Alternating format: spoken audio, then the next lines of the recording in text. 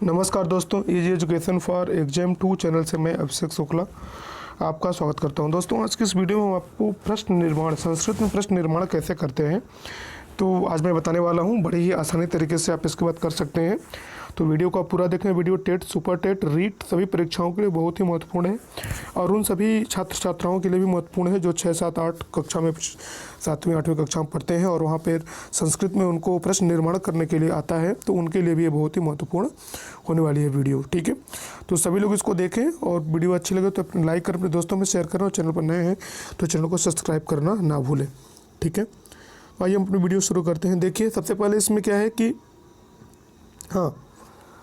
संस्कृत में रेखांकित शब्दों से प्रश्न निर्माण कैसे करें। रेखांकित शब्द दिया हुआ उससे आपको प्रश्न निर्माण कराना है। तो सबसे पहले दिए गए शब्द की विभक्ति, यानी जिस शब्द को रेखांकित किया गया है उस शब्द की क्या विभक्ति है उसको हम देखेंगे। ठीक है, इसके बाद लिंग और वचन, उसके बाद हम देखेंगे कि उस जो शब्द दिया हुआ है, रेखांकित किया गया है, उस शब्द का लिंग क्या है और वचन क्या है। पुल्लिंग है कि स्त्रीलिंग है, न एक वचन है कि द्विवचन है कि बहुवचन है, कौन सा वचन है। ठीक है, रेखांकित शब्द में जो विभक्ति लिंग वचन रहता है वही विभक्ति लिंग वचन प्रश्नवाचक शब्द में भी रहता है। ठीक है, जो रेखांकित शब्द में विभक्ति होगा, लिंग होगा, वचन होगा, वही लिंग वचन और विभक्ति आपके प्रश्नवाचक शब्द में भी होगा। ठीक है ना। कुछ प्रश्नवाचक शब्द नीचे आपको हम दे रहे हैं, जैसे देखिए किमर्थम, किस लिए। किमर्थम का अर्थ होता है किस लिए। किस लिए के अर्थ में आप किमर्थम का प्रयोग करेंगे। कथम मतलब कैसे ना, क्यों। कुतः मतलब कहाँ से। कति मतलब कितने, संख्यावाचक। ठीक है, कुत्र कहाँ से, तत्र वहाँ। यदा मतलब जब। कीदृशी मतलब कैसा। यह तीनों लिंगों में प्रयोग होता है। कीदृशा शब्द जो है वो तीनों लिंगों में प्रयोग होता है जो निम्न है।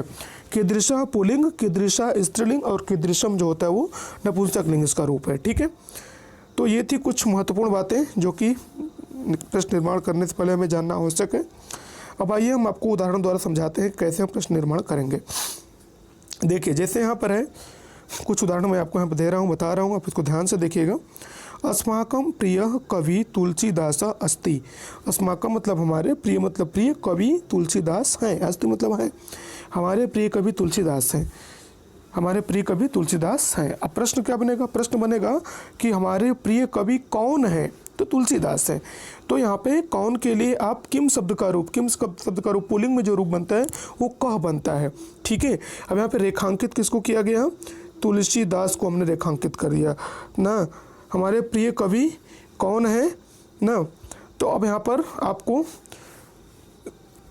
कह, अस्माकं प्रिय कवि कह अस्ति, हमारे प्रिय कवि कौन हैं। ठीक है, क्लियर है। तो इसका जो प्रश्न बनेगा वो बनेगा अस्माकं प्रिय कवि कह अस्ति, हमारे प्रिय कवि कौन है, तो हमारे प्रिय कवि तुलसीदास हैं, ये उत्तर मिलेगा। ठीक है, उसके बाद देखिए अगला। अब यहाँ पे तुलसीदास में वचन एक है, पुल्लिंग है, तो यहाँ पर भी एक वचन, पुल्लिंग और प्रथमा विभक्ति है। ठीक है, उसके बाद देखिए प्रातः उत्थाय ईश्वरम स्मरेत। प्रातः उत्थाय, उत्थाय मतलब उठकर, ईश्वर मतलब ईश्वर को स्मरेत स्मरण करना चाहिए। प्रातः उठकर ईश्वर का स्मरण करना चाहिए, ईश्वर को ईश्वर का स्मरण करना चाहिए। तो अब इसमें देखिए इसके लिए प्रश्न क्या होगा। इसके लिए प्रश्न बनेगा कि प्रातः उठकर किसका स्मरण। सबसे पहले आप उसका हिंदी बना लेंगे। हिंदी बना लेंगे तो आपको संस्कृत में प्रश्न बनाने में आसानी होगी। तो यहाँ पे उत्तर दिया है कि प्रातः उठकर ईश्वर को स्मरण करना चाहिए, ईश्वर को याद करना चाहिए। इसके लिए जो प्रश्न बनेगा वो बनेगा कि प्रातः उठकर, प्रातः उत्थाय, प्रातः उठकर हम में किसको याद करना चाहिए, तो ईश्वर को। तो कह कौ के, अब जहाँ पे देखिए किसका, जहाँ किसका, किसकी, किससे शब्द जहाँ ये सब प्रयोग होगा वहाँ पे किम शब्द का रूप चलेगा। ठीक है, किस शब्द जहाँ भी आएगा वहाँ पे किम चलेगा।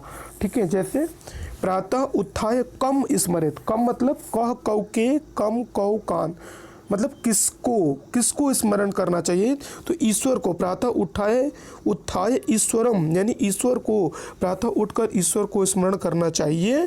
ठीक है, तो प्रातः उठकर किसको स्मरण करना चाहिए। अब किसको के लिए यहाँ जो शब्द आएगा वो आएगा कम। क्या आएगा, कम। ठीक है, ईश्वरम की जगह ईश्वर को अगर अंडरलाइन कर दिया तो यहाँ पर कम शब्द आ जाएगा। ठीक है, उसके बाद देखिए यह अहम ज्वरेण पीड़िता आसम। यह मतलब यह मीन्स बीता हुआ कल और स्व मीन्स आने वाला कल होता है। तो बीते हुए कल हम बुखार से पीड़ित थे ना। तो अब यहाँ पे प्रश्न क्या बनेगा कि बीते हुए कल हम किससे पीड़ित थे। तो अब इसके लिए आप क्या करेंगे, तो यह अहम केन पीड़िता आसम। केन हम ज्वर से पीड़ित थे, ज्वरेण पीड़िता। तो ज्वरेण को अगर अंडरलाइन कर दिया जाए तो इसके लिए जो शब्द बनेगा केन हो जाएगा। केन मतलब किससे, किससे मतलब ज्वर से, ठीक है, ज्वर से यानी बुखार से, तो किससे हो जाएगा, ठीक है। अगला देखिए, अगला है मह्यम दुग्धम न रोचते, मुझे दूध अच्छा नहीं लगता ना। मह्यम मुझको दूध अच्छा नहीं लगता। अब यहाँ पे देखिए मह्यम, देखिए मह्यम जो है वो क्या है, मह्यम शब्द में कौन सी, अब मह्यम को अगर हम अंडरलाइन कर दें तो मह्यम में कौन सी विभक्ति है, मह्यम में जो है वो चतुर्थी विभक्ति है। आम आवाम वयम, माम आवाम अस्मान, मया आवाभ्याम अस्माभि, मह्यम आवाभ्याम अस्मभ्यम। तो मह्यम में चतुर्थी विभक्ति है। तो मह्यम मतलब मुझको ना, या मुझे भी कर सकते हैं, लेकिन मुझको कहेंगे तो ज़्यादा सही रहेगा। तो मुझको दूध अच्छा नहीं लगता या नहीं रोचता है। तो किसको दूध अच्छा नहीं लगता, मुझको। तो मह्यम के लिए यहाँ पे हम किस शब्द का प्रयोग करेंगे, किसको, मुझे दूध अच्छा नहीं लगता, किसको दूध अच्छा नहीं लगता, मुझे नहीं लगता। तो कस्मय शब्द का यहाँ पे हम इसके लिए प्रयोग करेंगे। कस्मय चतुर्थी विभक्ति एक वचन का रूप, किम शब्द का पुल्लिंग का चतुर्थी विभक्ति एक वचन, ठीक है, कस्मय, ठीक है। उसके बाद देखें जनक सुधाय फलानि यच्छति। जनक जो है सुधाय, अब यहाँ पे देखिए सुधाय शब्द में चतुर्थी विभक्ति है, आकारांत शब्द है, ठीक है, सुधा शब्द आकारांत शब्द है, ठीक है। तो जनक सुधाय फलानि यच्छति, जनक जो है पिता जो है वो सुधा के लिए फल लाते हैं। के लिए सब जहाँ पे लाना होगा वहाँ पे चतुर्थी विभक्ति होगी। तो जनक कस्य, अब यहाँ पर सुधाय को अंडरलाइन कर दिया। तो सुधाय का जो वचन है वो चतुर्थी विभक्ति एक वचन है। तो यहाँ पर भी जो रमास यानी कास किम शब्द का रूप है वो स्त्रीलिंग में कस्य बनेगा यहाँ पर, ठीक है। जनकः कस्य फलानि यच्छति, पिता किसके लिए फल यच्छति मतलब देते हैं, किसको फल देते हैं, तो सुधा को, फलानी सुधा के लिए फल लाते हैं, यच्छति देते हैं, ठीक है। तो यहाँ पर भी हो जाएगा ना किसके लिए, ठीक है। तो यहाँ पे शब्द क्या बनेगा, कस्य यानी किसके लिए। छात्र वृक्षात अपतत, छात्र वृक्षात, छात्र वृक्षात अपतत, छात्र वृक्ष से गिरता है, वृक्षात को अंडरलाइन कर दिया, ठीक है। अब पूछा कि, अब प्रश्न क्या बनेगा कि छात्र कस्मात यानी छात्र कहाँ से गिरता है ना, छात्र किससे गिरता है, तो वृक्ष से गिरता है ना। तो वृक्ष से गिरता है, तो यहाँ पे हम कर देंगे छात्र कस्मात। इसका प्रश्न बनेगा, छात्र के जगह पे हम कस्मात करेंगे ना। किससे गिरता है, तो वृक्ष से गिरता है। छात्र कस्मात कुतः,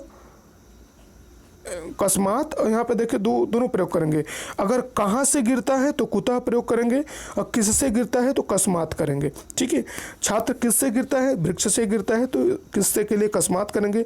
कहाँ से गिरता है तो उसके लिए कुतः का प्रयोग करेंगे, ठीक है। इसलिए दोनों प्रयोग हमने आपको बता दिया है, छात्र कस्मात या कुतः अपतत, ठीक है। उसके बाद देखिए कृष्णस्य पितुः वासुदेवः आसीत्, कृष्ण के पिता वासुदेव थे। कृष्णस्य, अब कृष्णस्य को अंडरलाइन कर दिया, पूछ दिया कि इसमें अंडरलाइन शब्द से, रेखांकित शब्द से प्रश्नवाचक शब्द बनाइए। तो आप कैसे बनाएंगे इसमें देखिए। अब कृष्णस्य, कृष्णस्य में कौन सी विभक्ति है, षष्ठी विभक्ति है, ठीक है, क्या है, पुल्लिंग है, और उसमें वचन कौन सा है, एक वचन है। तो अब किम शब्द के रूप में आप आएंगे ना, किसके पिता वासुदेव थे, कृष्ण के पिता वासुदेव थे, कृष्ण के पिता वासुदेव थे। तो किसके पिता वासुदेव थे, तो कस्य हो जाएगा, कस्य, कस्य कयो के साम, कस्य षष्ठी विभक्ति, कस्य पितु वासुदेव आसीत्, किसके पिता वासुदेव थे, तो उत्तर मिलेगा कृष्ण के पिता वासुदेव थे, ठीक है। तो यहाँ पर कृष्ण के अनुसार हम यहाँ पर कस्य शब्द प्रयोग करेंगे, पुल्लिंग, और किम शब्द रूप है, ठीक है, किम शब्द रूप का पुल्लिंग।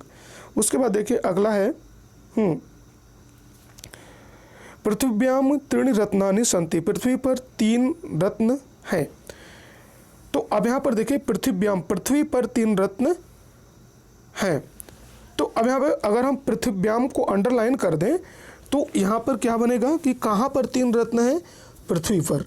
तो कस्याम कस्याम त्रीणि रत्नानि सन्ति, कहाँ पर, कस्याम कयो कासुस न, किम शब्द का रूप स्त्रीलिंग का सप्तमी विभक्ति हो जाएगा। ठीक है, चूँकि पृथ्वी पृथ्वी शब्द जो है यहाँ पर स्त्रीलिंग है, तो यहाँ पर भी हम इसका जो शब्द रूप का प्रयोग करेंगे वो कस्याम करेंगे। ठीक है, स्थानवाची शब्द है। ठीक है, उसके बाद देखिए अगला है बालक 12 वर्षीय आसीत, बालक 12 वर्ष का था। अब यहाँ पर देखिए संख्यावाची शब्द है, तो यहाँ पर हम बालक कितने वर्ष का था, 12 वर्ष का था, तो कितने के लिए हम कति का प्रयोग करेंगे, बालक कति वर्षीय आसीत, बालक कितने वर्ष का था। उसके बाद देखिए अगला है कटे आस्ते मुनि, कटे आस्ते मुनि। अब यहाँ पर देखिए कटे मतलब होता है चटाई न, चटाई पर मुनि बैठा है, तो मुनि कहाँ बैठा है, चटाई पर बैठा है, तो अब कहाँ के लिए हम कुत्र शब्द का न, कटे आस्ते मुनि, कटे को अंडरलाइन कर दिया न, चटाई पर मुनि बैठा है, तो कहाँ पर बैठा है, चटाई पर, तो कटे शब्द जो है वो एक वचन है। ठीक है, सप्तमी का, तो यहाँ पर कटे के लिए वो कहाँ बैठा है, तो यहाँ पर हम कुत्र का प्रयोग करें, कुत्र आस्ते मुनि। ठीक है, उसके बाद देखिए अगला है वृक्षे वानराः निवसन्ति, वृक्ष पर बंदर निवास करते हैं, बंदर कहाँ निवास करते हैं, वृक्ष पर निवास करते हैं, तो वृक्ष को अंडरलाइन कर दीजिए। ठीक है, वृक्ष को अगर हम अंडरलाइन यहाँ पे कर देते हैं, ठीक है, बंदर कहाँ पर है, वृक्ष पर है। ठीक है, तो इसका जो हो जाएगा वो हो जाएगा कि कुत्र वानराः निवसन्ति, कुत्र वानराः निवसन्ति, इसका हो जाएगा। ठीक है, यहाँ पर हम कुत्र का प्रयोग करेंगे। ठीक है, उसके बाद देखिए अगला है सोहन पठनाय विद्यालयम गच्छति, सोहन पढ़ने के लिए विद्यालय जाता है। तो अब इसका प्रश्न बनेगा सोहन पठनाय, सोहन पढ़ने के लिए कहाँ जाता है, तो सोहन पढ़ने के लिए विद्यालय जाता है, तो प्रश्न क्या हो जाएगा, सोहन पठनाय कुत्र। अब विद्यालय को अंडरलाइन कर देंगे ना, तो विद्यालय को जाता है, कहाँ जाता है, विद्यालय को जाता है, तो कुत्र गच्छति, सोहन पढ़ने के लिए कहाँ जाता है, यानी विद्यालय जाता है। ठीक है, अगला है देखिए सोहनः किमर्थम विद्यालयम, सोहनः पठनाय विद्यालयम गच्छति, सोहन पढ़ने के लिए विद्यालय जाता है, सोहनः पठनाय विद्यालयम गच्छति, सोहन पढ़ने के लिए विद्यालय जाता है। तो अब इसका प्रश्न क्या बनेगा, पठनाय, अब पठनाय को अंडरलाइन कर दिया ना, पढ़ने के लिए, यानी किस लिए, तो पढ़ने के लिए। ठीक है, पठनाय में चतुर्थी विभक्ति है, तो अब यहाँ पर किस लिए जब हम प्रयोग करेंगे, तो वहाँ पे हम किमर्थ शब्द का प्रयोग करेंगे, सोहन किमर्थम विद्यालयम गच्छति, सोहन किस लिए विद्यालय जाता है। अगला देखिए सा बालिका अस्वस्था अभवत, वह बालिका अस्वस्थ हुई। अब यहाँ पे अस्वस्थता को अंडरलाइन कर दिया। ठीक है, अब पूछ दिया कि इसके जगह पर आप रेखांकित शब्द की जगह पर आप प्रश्नवाचक शब्द बनाइए, तो लिखेंगे सा बालिका कीदृशा अभवत, वह बालिका कैसी थी, कीदृशा मतलब कैसी थी।